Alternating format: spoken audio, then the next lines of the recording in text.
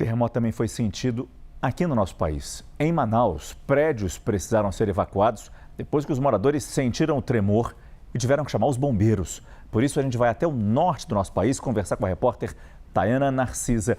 Quantos prédios foram vistoriados, Tayana? Boa noite. Oi, Márcio, boa noite para você, a todos que nos acompanham. 4 prédios foram vistoriados, mesmo com uma distância de mais de 3.000 quilômetros.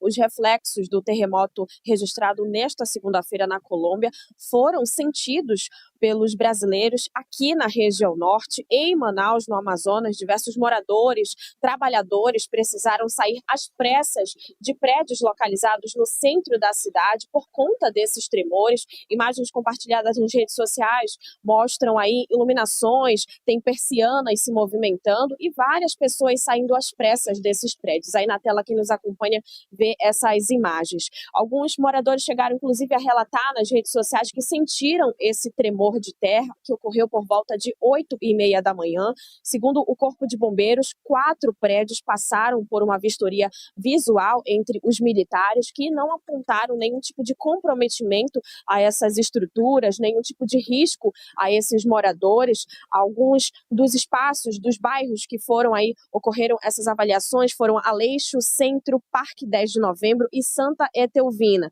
Durante essa inspeção, os militares fizeram essa avaliação. Ainda de acordo com a corporação, mais de 9 chamados foram registrados no decorrer da manhã. Até a última atualização não havia nenhum ferido. E ainda de acordo com o Corpo de Bombeiros, que está realizando a orientação aos síndicos, se houver aí algum tipo de abalo sísmico, que é para ser notificado, né, a esse prédio, a essa edificação, para que os engenheiros responsáveis por essa construção possam aí fazer essas avaliações. A nossa equipe também solicitou informações ao Centro, ao Conselho Regional de Engenharia do Amazonas, para entender se houve algum tipo de comprometimento a essas estruturas, mas fica aberto aqui o espaço, a gente ainda não recebeu o retorno. E é importante a gente relembrar, Márcio, que o Amazonas ele faz fronteira com a Colômbia, através da cidade de Tabatinga, que fica bem em frente a Letícia. E lembrando ainda que esses registros, esses tremores não são incomuns. O mais recente ocorreu agora em junho deste ano, com um terremoto que aconteceu na Venezuela e que também abalou aqui cidades da região norte, como Manaus, o Pará e também o Amapá. Nossa equipe segue acompanhando esse caso. Volto com você. Muito obrigado, Tayana Narcisa. O governo brasileiro prestou solidariedade ao povo colombiano. Em nota, o Itamaraty informa que a notícia foi recebida com profundo pesar pelas perdas humanas e materiais e que o Brasil acompanha com atenção os esforços de busca e de assistência às populações afetadas e manifesta a sua disposição de colaborar com as autoridades colombianas nas ações de resposta ao terremoto. Em entrevista à CNN, o embaixador do Brasil na Colômbia, Paulo Estivalé de Mesquita, diz que até o momento não há registro de brasileiros entre as vítimas.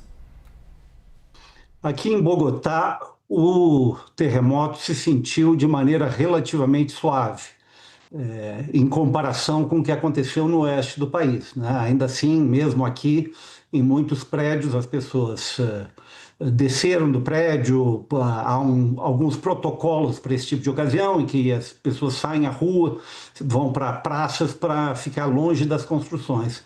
Mas não há notícias de grandes prejuízos ou de prédios que tenham sido derrubados aqui. Então, nós não tivemos a percepção da magnitude do terremoto no primeiro momento.